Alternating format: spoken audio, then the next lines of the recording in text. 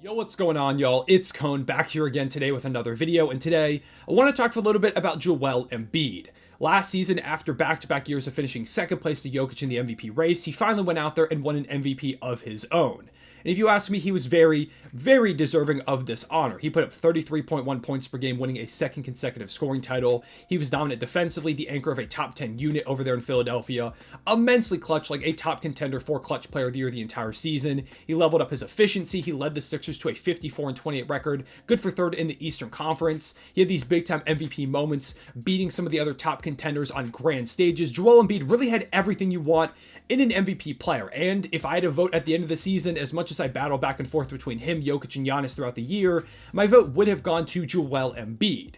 However, despite him having one of the best seasons we've seen from a big man really ever and winning this MVP award, I thought it was pretty unlikely he'd win a second consecutive one coming into this season.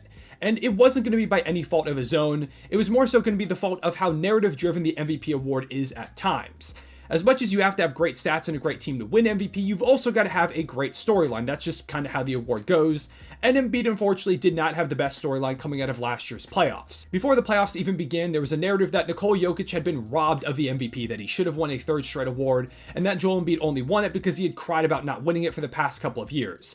I'm not a believer in that. I thought Jokic was very deserving, but Embiid was a little bit more deserving, and that you honestly could have gone either way with your vote. They could have gone either way with giving the award out, but Embiid was ultimately my pick. However, that narrative that had begun before the playoffs was definitely not helped when in the playoffs, Joel Embiid was again a second-round exit, while Nikola Jokic went on to have one of the most dominant playoff runs we've ever seen from a player, winning the NBA Finals and winning Finals MVP at that. So over the course of the playoffs and into the summer, the dialogue continued to build that Embiid had robbed Jokic of this MVP award and that he was not a deserving most valuable player. With this being the case, I thought there was no way they would go ahead and give him a second one this season. Even if the Sixers were great and he was just as good as he was last year, it was going to be hard for him to win MVP, especially over Jokic, who now had an amazing narrative of his own. The fact that he got robbed and that he was going to come for revenge this season, that he'd established himself as the best player in the world, and the fact that he just always puts up ridiculous stats on one of the best teams in the league. So I thought Jokic was going to win the MVP, that there were some other contenders who could sneak in, but ultimately, because of this narrative, I thought Joel Embiid probably didn't have much of a chance of winning a second straight award. To be honest, if Embiid was having a normal season, he probably wouldn't be one of the top contenders. However, Embiid is not doing anything normal right now. What he is doing is having one of the single most dominant seasons I have ever witnessed with my two eyes, regardless of position, regardless of era. Embiid is currently making history. He is forcing his way back into the MVP race that not a lot of people out there in the media wanted him in the first place. On the season, Joel Embiid is averaging 35.1 points per game, 11.8 rebounds, and 5.9 assists, to go with 1.1 steals and 1.9 blocks, while putting up a 65.2 true shooting percentage. It's one of the greatest stat lines I've ever seen. He has been unbelievable. He's leading the league in scoring again, likely winning his third straight scoring title. He's fifth in the league in rebounding. He's averaging 6 assists, which is easily a career high and the third best mark of any big this season. And he's ninth in blocks. He's averaging more points, rebounds, assists, steals, and blocks than his MVP season last year. Meanwhile, you've got the Sixers, who are 19-8, good for the third seed in the Eastern Conference, just 1.5 games back behind the Bucks and 2 games back behind the Celtics, the two teams that pretty much everybody thought would absolutely clear them this season. I was someone who thought it was the Bucks and the Celtics and then everybody else in the East.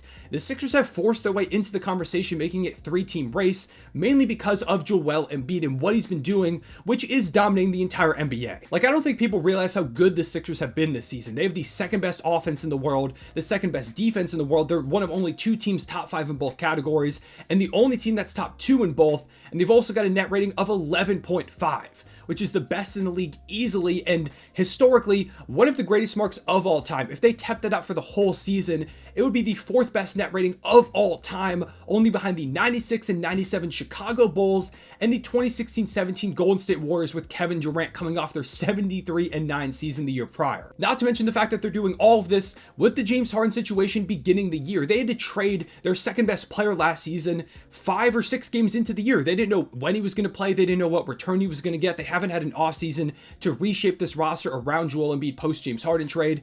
They're doing this whole thing on the fly, and they've managed to be one of the most dominant teams in NBA history while doing so. Philly's out there destroying the competition most nights, and Embiid is leading the charge, looking more dominant than ever, which is insane to say for a guy who's been putting up the numbers that he has over the past couple of seasons. He's just brutalizing opposing bigs. It doesn't matter who you put in front of him, if they're one of the best players in the world, if they're a scrub, it doesn't matter. Embiid is going to make the opposing center look silly a lot of times. He's going to find ways to draw contact, get to the line, knock down mid-range jumper after mid-range jumper after mid-range jumper, utilize some of the best footwork you've ever seen from a big man to get to the lane, finish around contact, finish through contact. He has the ability to knock down outside shots. His playmaking has leveled up in Nick Nurse's system. Nick Nurse has used him more of as an offensive hub this year. He's gotten better at recognizing double teams, passing out of those, just finding his teammates. His two-man game with Tyrese Maxey is absolutely lethal. There's nothing you can do against them, and that's in addition to the defense, which has been maybe the best we've ever seen from Joel Embiid. He is locked in on that end on a night-to-night basis, blocking shots to turn guys away from the rim, just being an all-around force on the defensive end while playing some of the most dominant offense in the entire league right now. When you talk about two-way players, there is very few, if any, players that are doing it like Joel Embiid right now. He might have the most complete game out of anybody in the league right now. He's playing like the best player on the planet right now. There's really just not a flaw in his game. And over the past 10 contests, he's leveled it up another notch. Over those games, he's putting up 39.6 points per game, 12.5 rebounds, and 5.5 assists to go with 1.3 steals and 2 blocks on 60% shooting. He's been otherworldly, and I know some people in the comments are going to say things like, oh, but some of those games were against the Hornets or the Pistons or the Wizards. I don't care. You can only play who's in front of you on your schedule in the NBA. And also in those games where he's playing those bad teams, he's putting up these unbelievable stats to get this type of average in 3 quarters. Like most of those games, he's sitting out the 4th quarter because he's put the Sixers up by 30 points with a 40-10 game, and he's like, okay, I can just chill for the final 12 minutes. He's dominating that competition. All you can do is play the teams that are on your schedule, and he's making sure the Sixers don't even have to worry about the 4th quarter. That's how good he's been. One game against the Wizards, he had 50 points, 13 rebounds, and 7 assists. Like, he's not just barely squeaking out great performances against these teams, he is eviscerating them. And also, to deter that argument, the game that inspired me to make this video, last game he played the Minnesota Timberwolves, who are the best defense in the league. Rudy Gobert has been the depoy so far. Cat's been great defensively. They've got Jay McDaniels, who is another great defender. Like, this team clamps up defensively. Embiid put up 51 points, 12 rebounds, 3 assists, 2 steals, and a block on 54% shooting. Against the best defense in the world, against the top seed in the Western Conference, he had Gobert and Cat fighting for their lives out there. There was nothing they could do against him. So it's not just against bad teams. He went up against the best team in the Western Conference right now, the best defense in the league, and annihilated them. In fact, after the game, Anthony Edwards was quoted as saying, I don't know how the Sixers ever lose. With a guy like Joel Embiid out there, he is unbelievable, and he's entirely right. What Embiid is doing right now gets even crazier when we take a look at the historical context, because I don't think people quite realize how unprecedented his season is at the moment. Right now, Embiid is averaging 35.1 points per game. If he kept that up over the year, it would be the 10th highest scoring average in a season ever, and the 3rd highest since Jordan in the 80s, only behind Harden in 2019 and Kobe in 2006. So since the century turned over, in the last 43 years, this is the 3rd best scoring season ever, only behind 2 of the greatest scorers to ever do it. And this average would be the 2nd best scoring average by a big man ever, only behind Wilt Chamberlain. Speaking of Wilt Chamberlain, Embiid right now is averaging more points per game than minutes per game. If he holds that line, he'll be the 2nd player to ever do that, joining Wilt Chamberlain, who did it in 1962. It hasn't been done in 60 years. We haven't seen this in 60 years since Wilt Chamberlain, and we don't even have footage of most of his games. What Embiid is doing right now, we haven't seen since then. Shaq didn't do it. Kareem didn't do it. None of these other historically great bigs have done this, but Joel Embiid may join that list only with Wilt Chamberlain. He's also putting up the first 35, 10, and 5 seasons since Wilt. He and Wilt are in a lot of conversations, and anytime you're up there with Wilt Chamberlain, you're in some great historical company. And if we come back to the season this year, Embiid is currently 1st in 50-point games, 1st in 40-point games, 1st in 30-point games. He's tied with Steph Curry for the best true shooting percentage of any player, averaging 20-plus points per game. He's also leading the league in PER and EPM, 2 of people's favorite advanced stats. Like, even the advanced stats are on Joel Embiid's side at this point. By all accounts, he's having one of the most dominant seasons we've ever seen.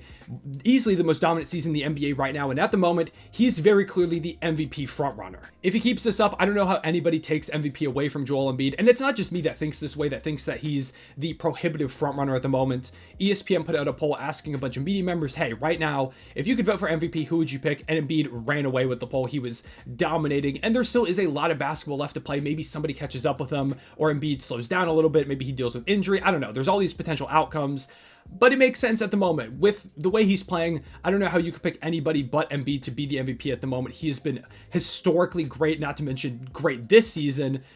Yeah, it's been amazing to watch. I know a lot of people are going to bring up the playoffs, and yeah, I would like to see him get it done in the playoffs, but for right now, this is the best version of Embiid we've ever seen. And hey, who knows, with the way he's playing right now and with, Maxey as his secondary guy, maybe the best secondary player he's ever had with the way he's been playing so far, Nick Nurse as the best head coach he's ever played under solid role players, maybe this is the year the Sixers get over the hump and finally break through to a conference finals. It's a possibility. I do think a big part of them going on this run is going to be gunning for that 1 seed. If you can get Boston and Milwaukee to play each other in the second round and avoid them to a conference finals, that would be huge for Philadelphia, so we'll see if they manage to do that. They're just a couple games behind the Boston Celtics and the Bucks for those 1 and 2 spots, and they do have one of the easier schedules in the NBA left. As much grief as people have given Embiid for, only playing these really bad teams, they have had a harder schedule up to this point according to strength of schedule. It's not a perfect metric, but it does show that it hasn't been a cakewalk for the Sixers up to this point. The Bucks have a pretty hard schedule for the rest of the way. The Celtics, unfortunately for them, do have the easiest schedule, so they're going to have a bit of an uphill battle, but maybe they can at least catch the Bucks, have home court advantage in that second round. But hey, they're really motivated right now. I think they know this is a big year to prove themselves, so maybe they push for that 1 seed, which would only strengthen Embiid's MVP case even further. And I'm really excited to see what they can do the rest of the way. It's all going to have to start with Embiid if they want to go ahead and dispel the playoff narratives. If he wants to win his second MVP, he's got to keep this up. And if he can manage to win this MVP award, push the Sixers to a conference finals, hey, maybe even if they go ahead and win a title, this could establish Joel Embiid not just as maybe the best player in the world right now, but it's going to start to put Embiid up there with the greatest big man of all time, one of the best players of all time, which I think he is certainly capable of. He's just got to go ahead and find that playoff success, which maybe this is the season he actually goes ahead and actually does it. But in the meantime, I guess Joel Embiid is just going to continue to find ways to break the game of basketball. I appreciate y'all watching. Leave a like and subscribe if you enjoyed. Hit the notification bell so you don't miss out on future videos. Comment down below if Joel Embiid is your MVP at this point, and how far do you think the Sixers can go in this year's playoffs? Do you think they're again going to lose in the second round? Do you believe that this is the year they get over the hump? And also, is there a certain guy out there you'd like for them to add as a final piece around the deadline? Because they also have the capability to do that. They've got some trade assets. Yeah, I appreciate y'all watching. I'll see y'all later. Real one, say it back.